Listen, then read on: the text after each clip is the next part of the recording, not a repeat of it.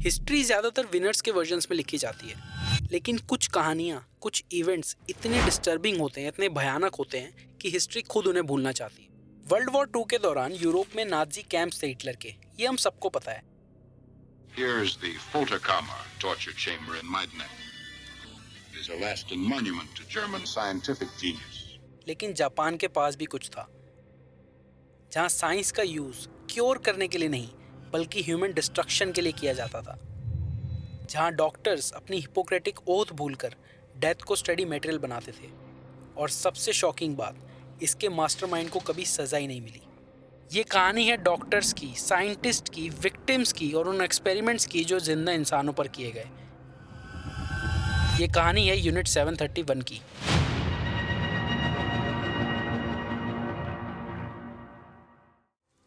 Nineteen 30s का Japan एक rapidly expanding empire. Japan एक मिलिट्री पावर बन चुका था। जापान को चाहिए थे रिसोर्सेज जैसे कोल, आयरन, लैंड। दूसरी तरफ था चाइना, जो पॉलिटिकली वीक था, जहां सिविल वॉर चल रही थी। जापान का माइंडसेट था या तो रिसोर्सेज कंट्रोल करो या खत्म हो जाओ।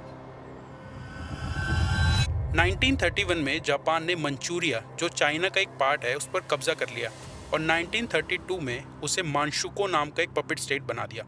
पपेट स्टेट का मतलब होता है कि एक डमी स्टेट होता है। कहने को वो इंडिपेंडेंट है, लेकिन उसे कंट्रोल कोई आउटर पावर कर रही है। इस केस में उसे कंट्रोल जापान कर रहा था।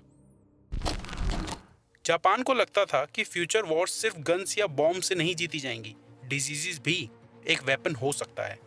और यहीं से शुरू होता है एक सीक्रेट प्रोजेक्ट जिसे ऑफिशियली कहा गया epidemic prevention and water purification department. नाम सुन के लगता है जैसे हेल्थ और सेफ्टी का कुछ काम होता होगा यहाँ पे, है ना? लेकिन रियलिटी कुछ और थी। दरअसल ये एक बायोलॉजिकल वॉरफेयर का सेंटर था और इस प्रोजेक्ट का लीडर था आर्मी डॉक्टर शीरो इशी।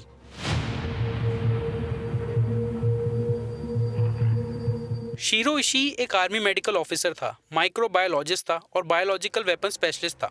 वो लेफ्टिनेंट कर्नल की पोस्ट पर था आर्मी के अंदर। उसका मानना था कि ह्यूमन एक्सपेरिमेंट्स के बिना रियल डाटा नहीं मिल सकता। उसने जापानीज मिलिट्री को कन्विंस किया कि human testing is necessary. Human testing ज़रूरी है ताकि जापान बायोलॉजिकल वॉरफेयर में आगे रहे। फाइनली 1936 में चाइना की हार्बिन सिटी के पास पिंगफेंग डिस्ट्रिक्ट में एक सीक्रेट मैसिव फैसिलिटी बनाई गई। नाम दिया गया यूनिट 731।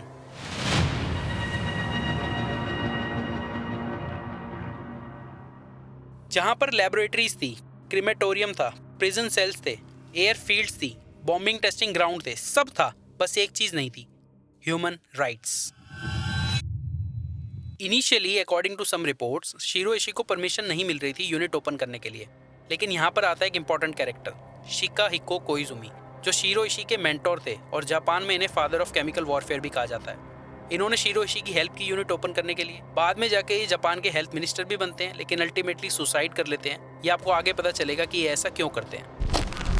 यूनिट 731 के विक्टिम्स को मारुता कहा जाता था। इंग्लिश में इसका मतलब होता है लॉग्स, हिंदी में कहूँ तो लकड़ी के टुकड़े। ज़्यादातर विक्टिम्स यहाँ पर कोरियन प्रिजनर्स थे, सोवियत प्रिजनर्स थे, कभी कभी एलाइड प्रिजनर्स भी थे। लेकिन जिन्होंने सबसे ज़्यादा सफ़र किया वो थे चाइनीज सिविलियंस। बच्चे, औरतें, बुजुर्ग, किसी को नहीं छोड़ा गया। एक्सपेरिमेंट्स का गोल था ह्यूमन बॉडी का ब्रेकिंग पॉइंट जानना, डिजीजेस का इफेक्ट समझना, बायोलॉजिकल वेपन्स टेस्ट करना। शुरुआत में ज़्यादातर विक्टिम्स को पता ही नहीं होता था कि उनके साथ क्या होने वाला है। प्लेग, कॉलेरा, एंथ्रेक्स, इन जैसी खतरनाक बीमारियों के पैथोजेंस उनकी बॉडी में इंजेक्ट किए जाते थे। बिना सुन करे यानी बिना एनेस्थीसिया के इंटरनल स्टडीज़ की जाती थी। फ्रॉस्ट बाइट एक्सपेरिमेंट्स किए जाते थे, जिसमें हाथ पैर को फ्रीज करके फिर थॉ करना। वो चीज़ें मैं आपको पूरी तरीके से डिस्क्राइब नहीं कर सकता ड्यू टू पॉलिसीज़, लेकिन आप इंटरनेट पे जाकर इसे चेक कर सकते हैं। तब आपको रियलाइज़ होगा कि क्या खौफनाक मंजर था वो। और भी सैकड़ों एक्सपेरिमेंट्स किए जाते थे। इस पिक्चर में आप देख सकते हैं किस तरीके से एक मैनुअल तरीके से उनका डाटा कलेक्ट किया जाता था। विक्टिम्स को कहा जाता तुम नेशन के लिए सेक्रीफाइस हो, लेकिन रियलिटी में ये एक प्लान्ड किलिंग थी साइंस के नाम पर। कोई सर्वाइवर नहीं छोड़ा जाता क्योंकि एविडेंस नहीं चाहिए थे। यूनिट 731 सिर्फ लैब्स तक लिमिटेड नहीं था। जापान ने रियल सिटीज़ पर टेस्ट करना स्टार्ट कर दिया था। उन्होंने जिंदा फ्लीज, जो कि एक तरीके का पैरासाइट होता है, एनिमल की बॉडीज़ पे रहते हैं, जिसे हिंदी में हम पिस्सू भी कहते हैं, इन्हें वो प्लेग से इन्फेक्ट किया करते थे और बॉम्ब्स के थ्रू चाइना की अलग अलग सिटीज़ पर गिराया करते थे। जो बॉम्ब्स यहाँ पर यूज़ किए जाते थे वो थोड़े अलग तरीके के बॉम्ब्स होते थे। इस पिक्चर में आप देख सकते हैं इस बॉम्ब का कलर ऑफ वाइट है। ऐसा इसलिए है क्योंकि इसका जो आउटर कवरिंग है, जो आउटर शेल है, वो सिरेमिक से बना हुआ है। बेसिकली चीनी मिट्टी, जो बर्तन हम बॉन चाइना क्रॉकरी यूज़ नहीं करते, वही मटेरियल होता है ये भी। इसको यूज़ करने के पीछे रीज़न ये था कि पहला तो गन पाउडर कम यूज़ होगा, और गन पाउडर कम यूज़ होगा तो हीट कम जनरेट होगी। कम हीट जनरेट होगी तभी फ्लीज एक्टिवेट रह पाएंगे, तभी वो अलाइव रह पाएंगे और तभी इन्फेक्शन फैला पाएंगे। उन्होंने वेल्स और वाटर सोर्सेज को भी कंटेमिनेट करना स्टार्ट कर दिया था। इन सब का रिजल्ट हुआ मास एपिडेमिक्स। पूरे के पूरे विलेजेस वाइप आउट हो गए, लाखों लोगों की डेथ हो गई और दुनिया को बताया गया एक नेचुरल डिजीज आउटब्रेक। दरअसल ये एक साइलेंट जीनोसाइड था। इस पूरे इंसिडेंट में लगभग 3000 से लेकर 12000 लोगों की डेथ लैब्स के अंदर हुई और चाइना की सिटीज़ के अंदर लगभग 3 लाख से ज़्यादा लोगों ने अपनी जान गंवा दी।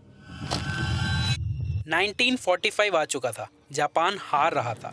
नागासाकी बॉम्बिंग के बाद जब जापान ने हार पूरी तरीके से स्वीकार कर ली, यूनिट 731 के सभी प्रिजनर्स को मार दिया गया। शीरो इशी ने एक ही ऑर्डर दिया कि कुछ भी नहीं बचना चाहिए। बिल्डिंग्स एक्सप्लोड कर दी, कुछ डॉक्यूमेंट्स छुपा लिए, कुछ डॉक्यूमेंट जला दिए गए। 2 सितंबर 1945 को जापान ने फाइनली सरेंडर कर दिया और यहीं आता है सबसे डिस्टर्बिंग पार्ट। नाजी डॉक्टर्स ने ऑशविट्स और बाकी सारे कंसंट्रेशन कैंप्स में जो क्रूरता की थी, उनके लिए उन्हें न्यूरेमबर्ग ट्रायल्स मिले, उन्हें पनिशमेंट दी गई। लेकिन यूनिट 731 के मेंबर्स को कोई ट्रायल, कोई सज़ा, कुछ नहीं मिला। सवाल आता है ऐसा क्यों? इसका सिंपल सा आंसर है कोल्ड वॉर पॉलिटिक्स। दरअसल अमेरिका को डर था कि कहीं ये डाटा सोवियत यूनियन के हाथ न लग जाए। इसीलिए अमेरिका ने शीरो इशी के साथ एक डील की कि तुम अपना बायोलॉजिकल डाटा में दे दो, बदले में हम तुम्हें छोड़ देंगे। यूएस को सिर्फ उनका डाटा चाहिए था सोवियत यूनियन के अगेंस्ट। इसीलिए कोई वॉर क्राइम ट्रायल नहीं, कोई पनिशमेंट नहीं, सब कुछ क्लासिफाइड।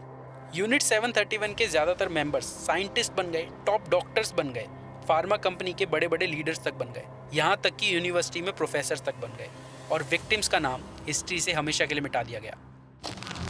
60s और 70s में कुछ डॉक्यूमेंट्स लीक हुए, फॉर्मर मेंबर्स ने कन्फेशन तक दिए, चाइना ने मास ग्रेव्स तक दिखा दिए, लेकिन इन सब पर जापान का कहना था कि ये सब बेबुनियाद है, इसका कोई क्लियर एविडेंस नहीं है। आज यूनिट 731 को फॉरगॉटन हॉलोकॉस्ट ऑफ एशिया कहा जाता है। ऑफिशियल अपॉलॉजी आज भी कंट्रोवर्शियल है, टेक्स्ट बुक्स में डिटेल्स नहीं है, विक्टिम्स को जस्टिस नहीं मिला। आखिर यूनिट 731 हमें सिखाता क्या है?